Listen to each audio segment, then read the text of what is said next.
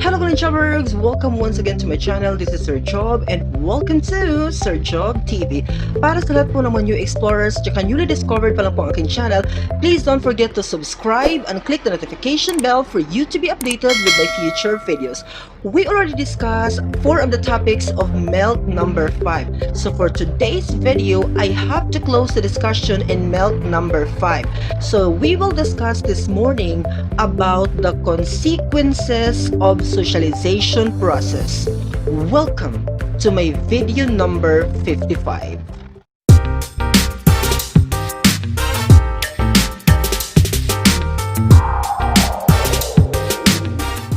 So good morning once again, Golden Jobbers. Today is January 9, 2021 and today is Saturday. But we still have to create our video lesson because supposedly yesterday ko itong isi-shoot but meron akong kailangang tapusin sa school. So I did not discuss as I explained to you sa aking video yesterday. Sana po napanood niyo po ang aking video, ang aking simple mukbang po sa aking room while checking some of the outputs of my students.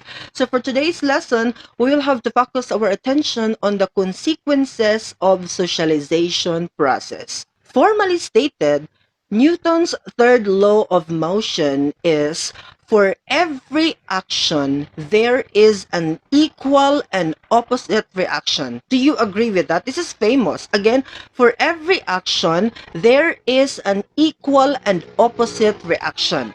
The statement means that in every interaction, there is a pair of forces acting on the two interacting objects. Meaning to say, this is related to a statement that you reap what you sow. Meaning to say, kung ano ang itinanim mo, yun ang aanihin mo.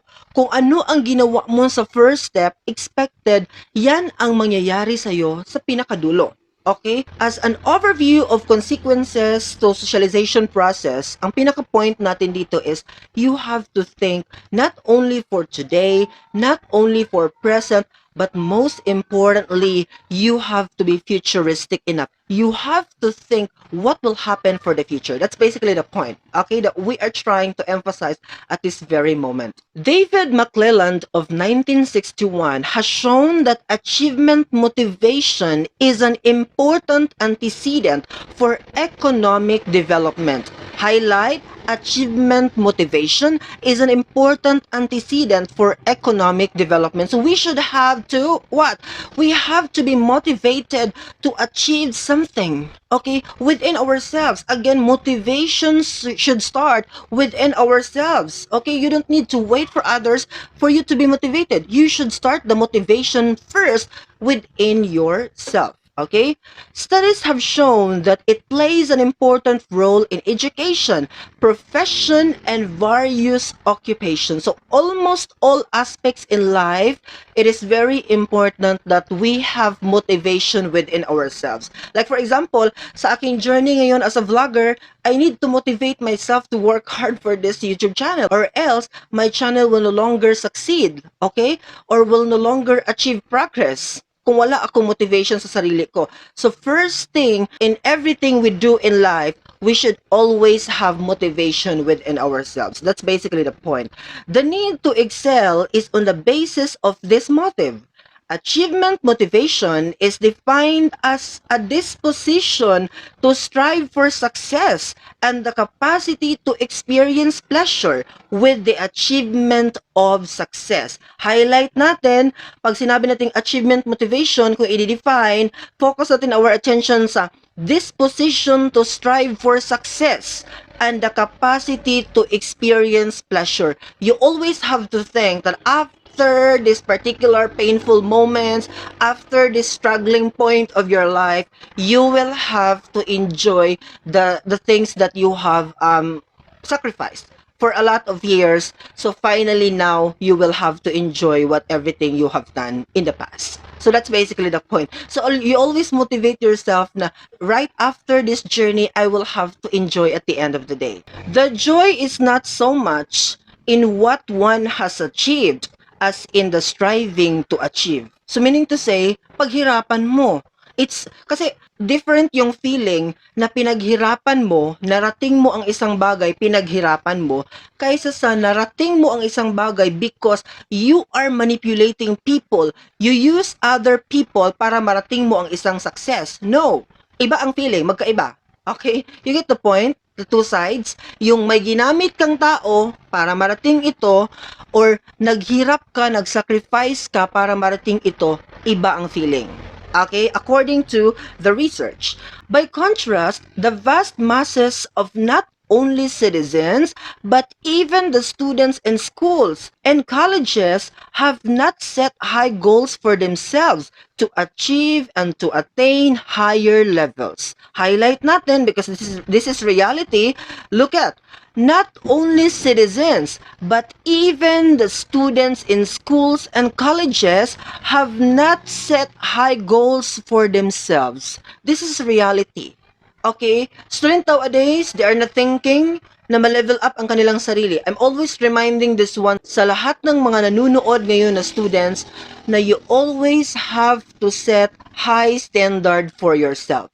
Meaning to say, what yourself deserve to enjoy or to be developed in the way, kailangan you have to invest for that because at the end of the day, that's your life. Okay? If you want to become brilliant, then expose on things that will develop you in that way.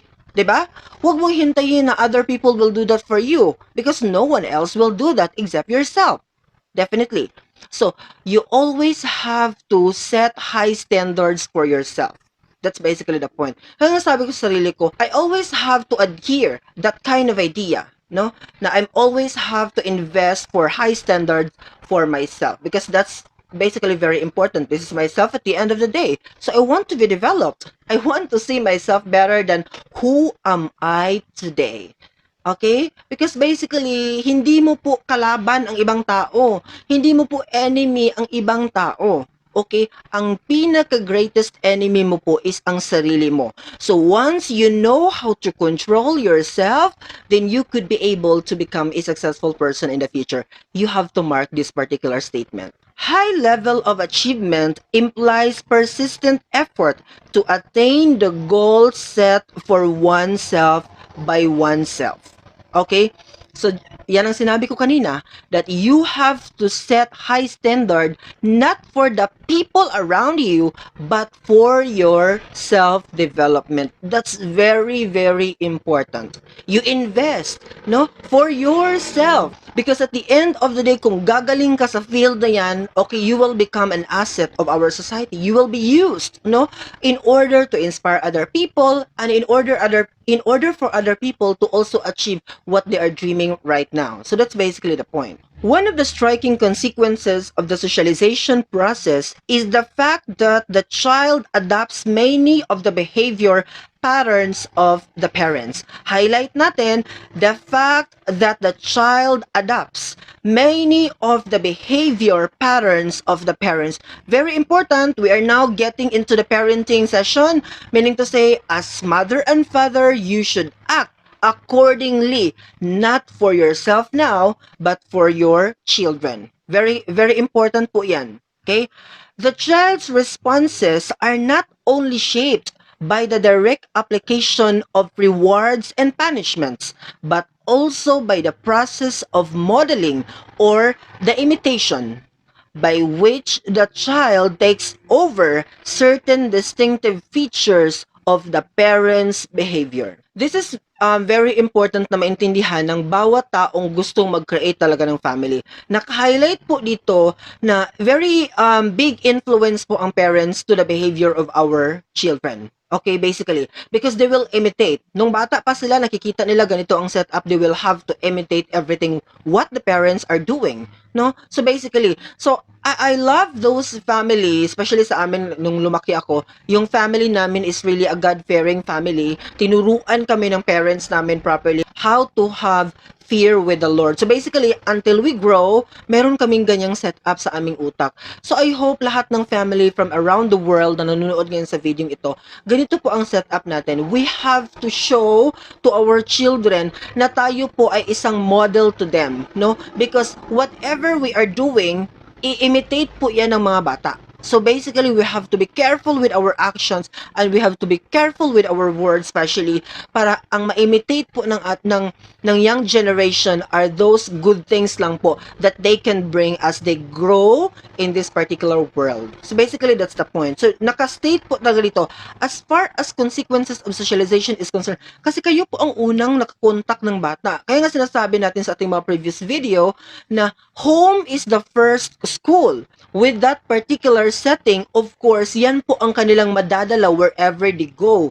Kaya nga pag nagpunta na sa school, set up, iba't iba na po ang mga ugali ng mga estudyante because it depends upon kung paano po sila tinuruan ng discipline ng kanilang parents at the end of the day. So that's basically matters the most. So very important po ang role ng mga parents when it comes to the development of values with every students.